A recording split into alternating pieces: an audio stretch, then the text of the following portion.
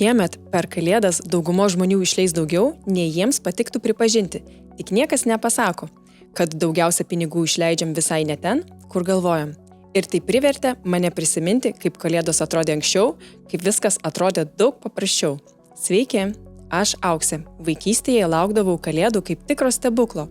Tikėjau net tuo, kad Kalėdų senelis pralenda pro rakto skylutę, o suaugusi pamačiau kitą pusę. Šventės tapo labiau apie pasiruošimą, planus ir lūkesčius, nei apie laukimą.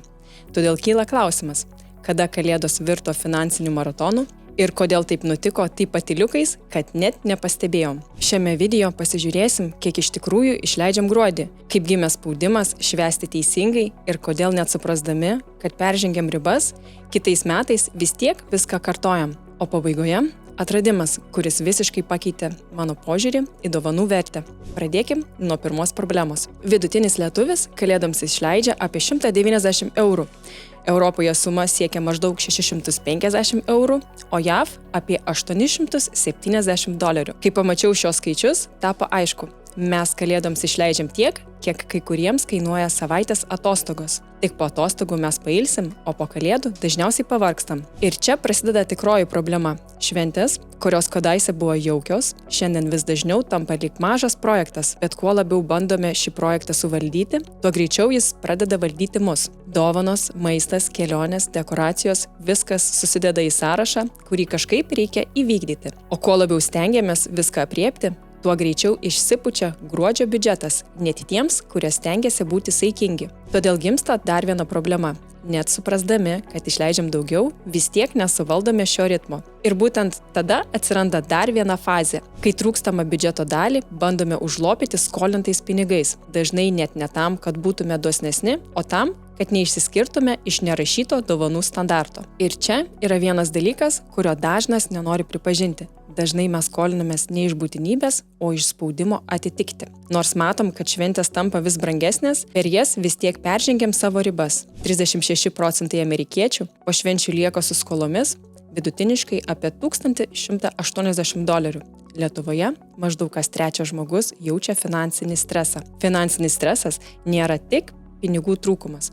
Tai jausmas, kai išlaidos ima viršyti tavo galimybės, o tu vis bandai pateisinti kiekvieną pirkinį. Atrodo, kad brangesnė dovana ar tobulesnė šventė suteiks ramybės, bet tas jausmas trunka labai trumpai. Taip susiformuoja šventinis ciklas, skolinamės džiaugsmui, bet kainą sumokam nerimu. Ir vis tiek, kitais metais darome tą patį.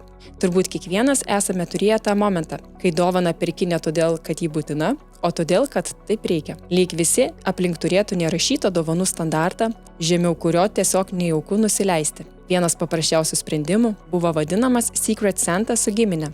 Tai žaidimas, kai visi išsitraukia po vieną žmogų, kuriam perka dovaną. Vietoj 8 dovanų lieka tik viena, o juoko ir šventinės nuotaikos niekiek nemažiau. O jei nori suprasti, kaip apskritai gimė šita milžiniška kalėdų vartojimo kultūra, pasižiūrėk mano video, kaip Coca-Cola pavertė Kalėdas milijardų verslu. Jis labai gerai parodo, iš kur atsirado šventės, kurias turime šiandien. Beje, jei tokios temos tau artimos, gali paspausti like ir užprenumeruoti kanalą. Dabar grįžkime prie klausimo, kodėl vis tiek tai darom. Nes finansinis spaudimas nėra vienintelis. Tyliai šalia jo veikia kitas, dar stipresnis – spaudimas iš aplinkos. Čia prasideda šiuolaikinė tobulų švenčių kultūra. Socialiniai tinklai nuolat rodo ne šventes, o jų reklaminė versija. Be chaoso, be tikrovės, matome tik atrinktą kampą, bet vis tiek bandome jam prilygti. Todėl vis daugiau žmonių šventes planuoja ne pagal savo poreikius, o pagal tai, kas atrodys gerai. Tai sukuria tylų spaudimą išleisti daugiau. Ne dėl džiaugsmo, o kad atrodytume taip, kaip iš mūsų tikimasi. Net jei viduje jaučiam, kad tai tik iliuzija, o ne jausmas. Visa tai parodo, kad mūsų elgesį formuoja kur kas daugiau dalykų, nei vien noras švęsti. Todėl nusprendėm gyventi kitaip. Nebeperkame gyvos eglutės, naudojam iš tėvų paimtą, seniai nebenaudojamą netikrą eglutę. O vietoj naujų dekoracijų tiesiog atnaujinam turimas arba su vaikais pasigaminame iš to, kas jau yra namuose. Taip sutaupom ne tik pinigų, bet ir išvengiam papildomo šiukšlių kalno. Tačiau yra dar viena priežastis, dėl kurios viskas taip įsisuka ir įslypi jau ne aplinkoje, o mumyse pačiuose. Ne todėl, kad nemokėtume planuoti ar skaičiuoti. Dažniau todėl, kad nenorime jaustis mažiau rūpestingi, mažiau dėmesingi ar mažiau geri už kitus. Šitas jausmas nėra apie lyginimasis su kitų šventėmis. Jis apie mūsų pačių vidinį standartą, kurį sunku nuleisti. Būtent čia išlenda dar vienas sluoksnis, apie kurį retai kas kalba. Kartais kalėdos pavirsta ne švente, o bandymu būti pakankamai gerais. Tada dovanų vertė ima atrodyti kaip būdas pasakyti, tu man rūpi, net jei viduje žinom, kad tai neturėtų būti matuojama kaina. Taip, po truputį kalėdos virsta emociniu ritualu, kuriame daiktai užima vietą, kuri iš tikrųjų priklauso laikui, dėmesiui ir ryšiui. Ir kuo daugiau apie tai galvoji, tuo aiškiau supranti vieną dalyką. Dažnai mums atrodo, kad perkame daiktą, nors iš tikrųjų ieškojame jausmo. Todėl nenuostabu, kad ilgainiui pradėjom keisti pačios dovanos prasmę. Beveik visi sakome, kad svarbiausia per šventes yra laikas su artimaisiais, bet elgesys rodo visai ką kitą. 80% žmonių teigia, kad labiausiai vertina buvimą kartu. Tačiau 9 iš 10 vis tiek renkasi materialias dovanas. Ne todėl, kad daiktai svarbesni, o todėl, kad jie paprastesni. Daiktą nupirkti lengva. 5 minutės ir užduotis atlikta. O skirti laiko žmogui kartais reikia sustoti, išklausyti, pasikalbėti. Tai, kam dažniausiai neturime nei jėgų, nei emocinės erdvės. Ir kažkuriuo metu pradeda aiškėti labai paprasta tiesa. Dažnai perkame ne pačią dovaną, o jausmą, kurį tikimės su ja gauti. Ramybę, kad pasirūpinom ir nepamiršom. Bet ta ramybė laikina, todėl kitais metais viskas kartojasi. Tada atsitrenkiam į kitą dalyką, kurio jau nebeįmanoma ignoruoti – skaičius. Nes kai pasižiūri į juos iš arčiau, paaiškėja, kad problema daug didesnė nei vien emocinė. Nors sakome, kad šventėse svarbiausias dalykas yra buvimas kartu, didžioji dalis pinigų vis tiek nukeliauja kitur. Apie 70% šventinio biudžeto sudaro dovanos. Visa kita tėra priedas. PVC duomenimis šventinis pasitenkinimas kasmet mažėja, nors išlaidos nuolat auga.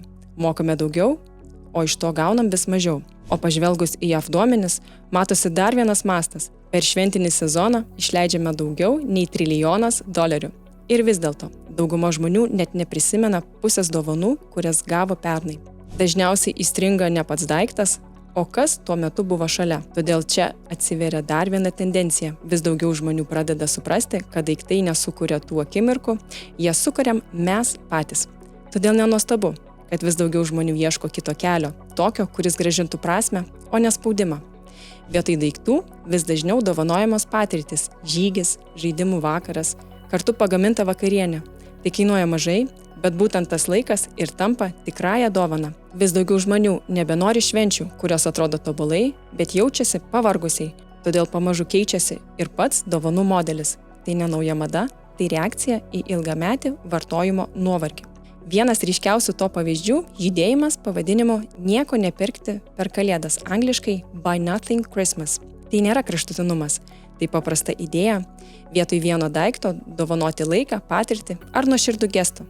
Bet yra ir švelnesnė šitos krypties forma, kai žmonės neatsisako dovanų, o tiesiog renkasi prasmingesnės alternatyvas. Čia ypatingai tinka rankų darbo ar net naudotos dovanos, jos pigesnės, bet jose daugiau širdies, istorijos ir tikros šilumos, nei bet kuriame naujame daikte. Čia matosi labai aiški tendencija. Apie 45% Z kartos renkasi rankų darbo ar naudotas dovanas, o Pinterest paieškos rankų darbo dovanos šokteli daugiau nei 300%. Aš pati šiai krypčiai vis labiau pritariu. Mūsų vaikams dovanos vis dar svarbios, bet net jie vis dažniau nori ne daikto, o dienos kartu, pavyzdžiui, išvykos ar patirties. Tokios akimirkos išlieka ilgiau už bet kokią pakuotę.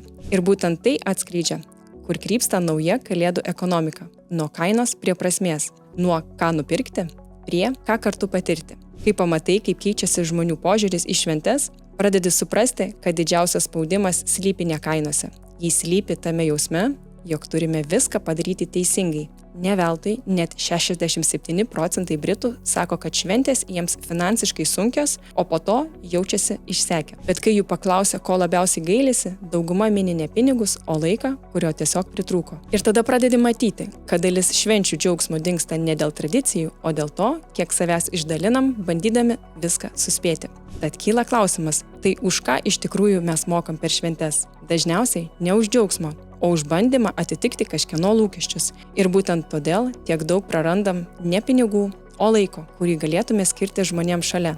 Ir tada pradedi matyti, kad geriausia švenčių dalis yra ne planai, o tie, su kuriais mes praleidžiam. Atsakymas į pradžioj iškeltą klausimą paprastas. Kalėdos tapo finansiniu maratonu tada, kai pradėjom labiau stengtis atrodyti tobulai, nei iš tikrųjų jaustis gerai. Kviečiu parašyti komentaruose, ką tu manai, kiek iš tikrųjų kainuoja Kalėdos. Iki kito karto.